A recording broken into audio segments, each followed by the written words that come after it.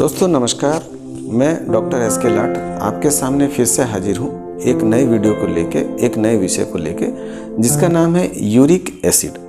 Uric acid का नाम आते ही अक्सर लोगों के मन में ये सवाल आता है कि मेरा जॉइंट पेन हुआ है, यूरिक एसिड बढ़ा हुआ है, और वो किसी से भी पूछ के यूरिक एसिड की दवाई खा लेते हैं। तो आज की वीडियो में हम जानेंगे कि यूरिक एसिड क्या है, वह कितना बढ़ा होने से हमें तकलीफ देता है, उसके साथ कौन कौन सी बीमारियां जुड़ी होती हैं, कौन से तरह के जॉइंट पेन यूरिक एसिड से रिलेटेड हैं, और यूरिक एसिड्स वाले जो जॉइंट पेन होते हैं उनमें और क्या टेस्ट करके आप पता लगा सकते हैं कि ये यूरिक एसिड के कारण है, कैसे इससे बचाव किया जा सकता है और इसका सही ट्रीटमेंट क्या होना चाहिए। तो आइए जानते हैं यूरिक एसिड के बारे में।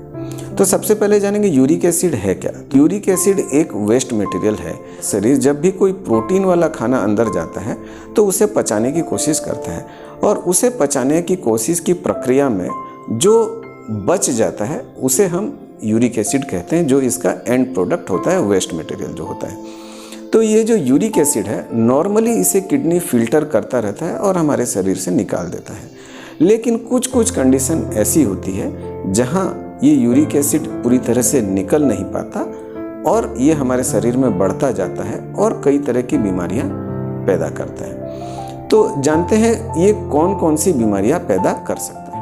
ये 3-4 तरह की मुख्य तकलीफें पैदा करता है। सबसे पहला है एसिम्प्टोमेटिक हाइपर यूरिसेमिया, मतलब आपको कोई सिम्टम नहीं है लेकिन आपके शरीर में यूरिक एसिड बढ़ा हुआ है, जो कि नॉर्मली मेल में 3 से 7 गिना जाता है और फीमेल में 2 से 6 गिना जाता है, लेकिन अलग अलग लेबोरेटरी में इसकी वैल्यू चेंजेस हो सकती है।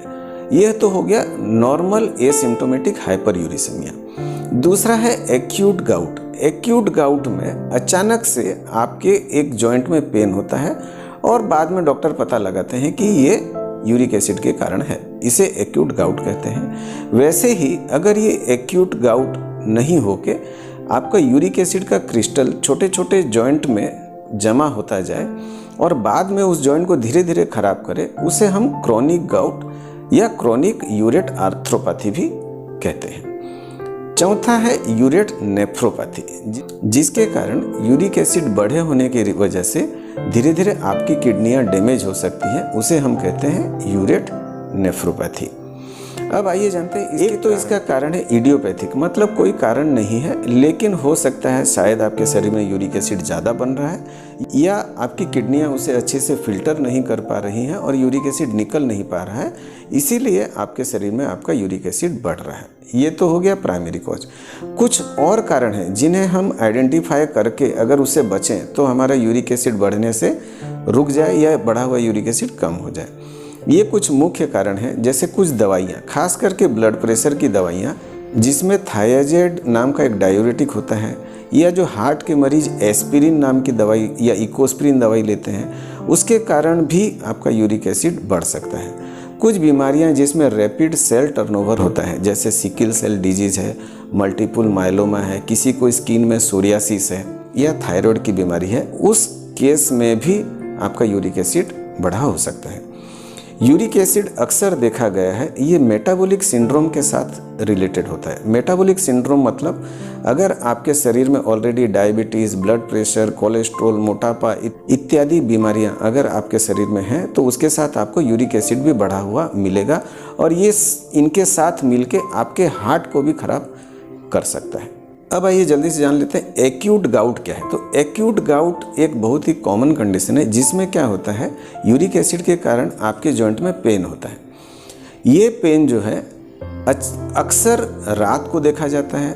आपके पाँव के अंगूठे में ये पेन होता है और अंगूठा लाल होकर फूल जाता है और सडनली बहुत ज़्यादा उसमें पेन होने लगता है, और जब ये पेन होता है तब आप हमारे पास आते हैं और हम उसे आइडेंटिफाई करके दवाई करके ट्रीटमेंट करते हैं।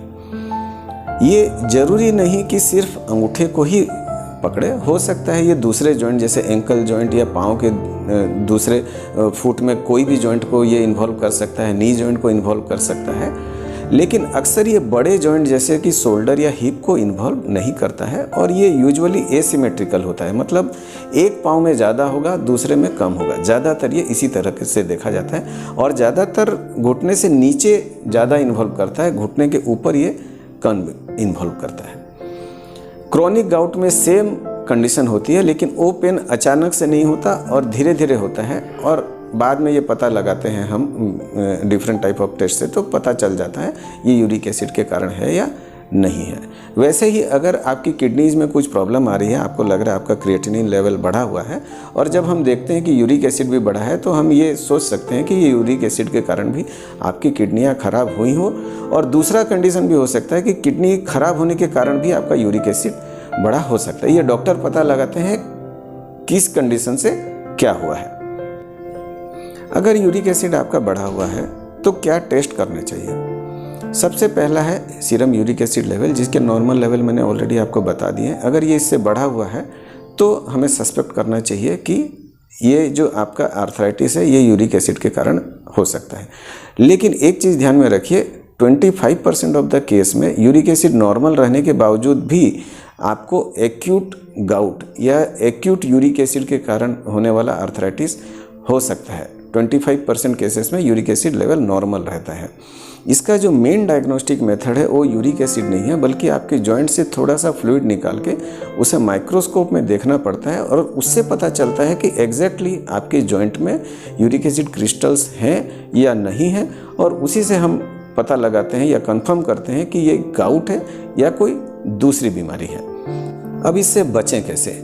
बचना बहुत इम्पोर्टेंट है, क्योंकि ट्रीटमेंट से हमेशा बचना सस्ता भी होता है और सुविधा भी रहता है। तो इससे बचने के लिए सबसे पहले हमको डाइट में मॉडिफिकेशन करना बहुत आवश्यक है। कुछ 3-4 चीज़ें जो मैं बताता हूँ उसे आप एकदम से अवॉइड कर दीजिए, आपका यूरिक एसिड लेवल ज़रूर से कम हो जाएगा। इसमें लिस्ट में सबसे पहला आता है अल्कोहल, किसी भी तरह की शराब, और सबसे ज़्यादा बियर। जो लोग बियर पीते हैं उनका यूरिक एसिड लेवल बढ़ने का चांसेस खूब ज़्यादा रहता है। दूसरा है non vegetarian source of protein, और ख़ास करके रेड मीट। जो लोग रेड मीट खाते हैं उनका यूरिक एसिड लेवल काफ़ी बढ़ा हुआ रहता है। तीसरा है सी फूड या समुद्री आहार, और चौथा है कैंड फूड, जैसे कि आर्टिफिशियल जूसेस है, चॉकलेट है, चिप्स है। इस तरह की चीज़ों से भी यूरिक एसिड काफ़ी बढ़ता है, जैसे पालक है, बीन्स है, मटर है, मशरूम है। इन चीज़ों से भी आपका यूरिक एसिड लेवल बढ़ा हो सकता है। इसमें एक चीज़ मैं आपको क्लियर कर दूं, कई लोग सोचते हैं कि वेजिटेरियन प्रोटीन खाना मना है, लेकिन वेजिटेरियन प्रोटीन आप खा सकते हैं, जैसे कि दालें हैं, सोयाबीन है, दूध और दूध से बने हुए आहार, ये आप नॉर्मली ले सकते हैं। ट्रीटमेंट की बारी, अगर यूरिक एसिड बढ़ा है या आपको एक्यूट गाउट है, आर्थराइटिस है, तो क्या करना है? तो डॉक्टर से मिलना है। डॉक्टर से बिना मिले दवाई शुरू नहीं करनी है, क्योंकि एक चीज़ आप हमेशा ध्यान रखिए कि एक्यूट गाउट में अचानक से यूरिक एसिड की दवाई अगर शुरू कर दें तो कई बार पेन बढ़ जाता है, क्योंकि यूरिक एसिड का लेवल फ्लक्चुएट करने से जॉइंट पेन बढ़ जाता है। इसीलिए जब भी आपको एक्यूट गाउट होता है तब हम डायरेक्ट यूरिक एसिड कम करने की दवाई शुरू नहीं करते। पहले पेन किलर देके पेन को कम करते हैं, इन्फ्लामेशन को कम करते हैं, और बाद में यूरिक एसिड की दवाई शुरू करते हैं। ट्रीटमेंट में आपको यूरिक एसिड की दवाई लेनी है, प्लस जो भी प्रिवेंशन के मेथड मैंने बताए वो आपको अच्छे से यूज करना है, ताकि आपका यूरिक एसिड का लेवल कम रहे। कई लोग यूरिक एसिड नॉर्मली बढ़े रहने से एसिम्प्टोमेटिक हाइपरयूरिसेमिया में भी दवाई शुरू करते हैं। ये टोटल डॉक्टर का डिसीजन होता है, उन्हें दवाई देनी है या नहीं। अपने आप से यूरिक एसिड बढ़ा है तो उसकी दवाई कभी भी शुरू न करें।